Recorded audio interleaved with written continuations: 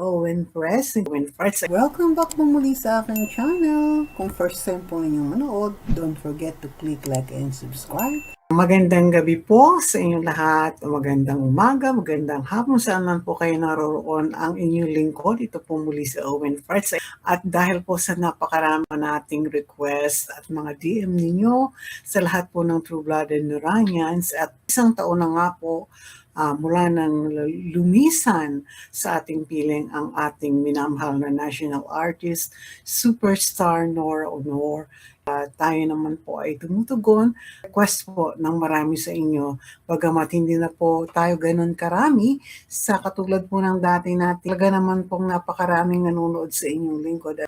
Lalo na po sa iba't ibang bansa, Ria nagme-message sa inyong lingkod. At ito na nga po, remembering Ate Guy na parati po kayong nandiyan at sinasabi ninyong sa puso at talaga naman pong sa isip natin. Maraming pong mga fan pages, subalit wala na nga pong nagbablog, kaya't nag-request po kayo na muling mag-vlog. Tayo naman po tumutugon sa inyong kahilingan at sabi nga natin hindi sa dami kundi yung munting grupo na sa patuloy nating pagpo-post marahil isang taon na nga po mula nang lumisan sa ating piling ang ating minamahal na national artist, superstar Nora Honor. Magkaroon tayo ng remembering Ate Guy's achievements at ang anumang kanyang mga nagawa at ang kanyang mga naiwan sa atin, ang kanyang inspiration ng kanyang buhay, ang kanyang kabaitan, ang kanyang pagiging napaka-humble na tao at napakahusay na tinanghal na national artist na kanya naman po talagang ibinagayway ang talentong mula sa Diyos.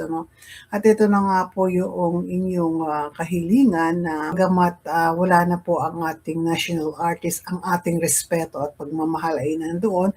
Kaya hiling po ng marami, Ma'am Owen, magkaroon tayo ng ganito at sana'y manumbalik nga po yung dati ng mga followers natin. Kung tayo ay magkakaroon ng pagtutulungan para nga po sa pagpapatayo ng isang museum kung saan ilalagak ang lahat ng memorabilyang napakahalaga at mga achievements ng ating national artist.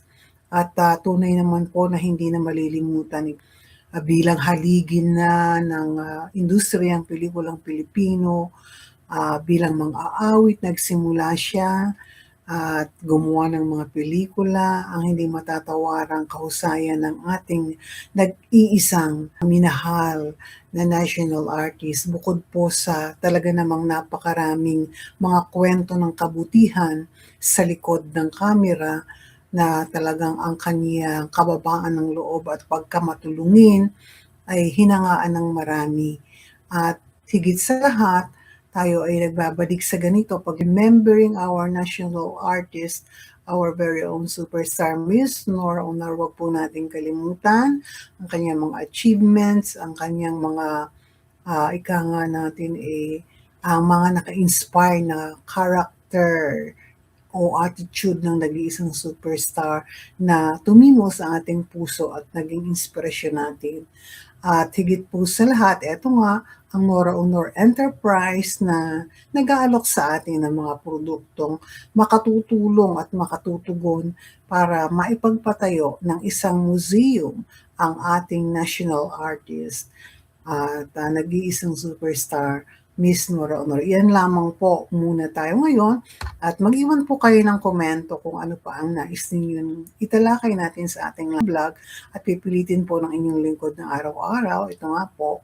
So, iwan po ninyo ang inyong komento at para po doon muli sa mga nagtatanong nating kaibigan, team abroad, sa Hong Kong, Italy, Amerika, sa Europa, napakarami pa pong true-blooded Noranians. Paano sila makakabili ng mga t-shirt na nandoon sa Nora Honor Enterprise page ni Ian De Leon?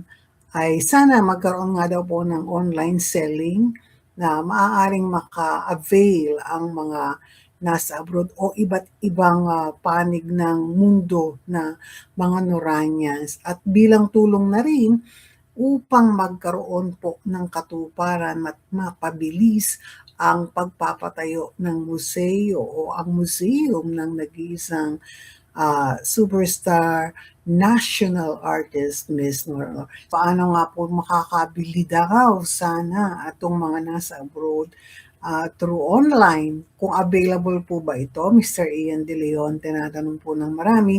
At ituro natin kung paano makaka-avail ang mga taong nais na bumili ng mga produktong iniaalok ng Nora Honor Enterprise sapagkat meron po tayong mga kaibigan sa Hong Kong, Italy, sa Spain, meron din po sa UK, at dito po sa United States ay marami din po ang nagtatanong at malaking tulong po yun.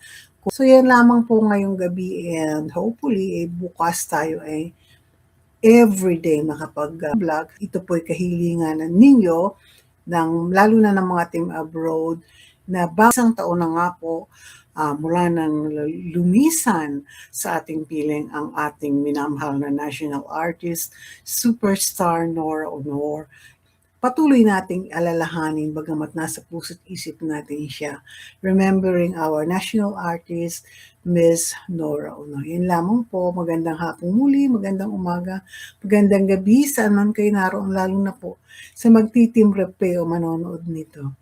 Ito po muli ang inyong lingkod, Owen Press, nagsasabing God bless us all. Hanggang sa muli po.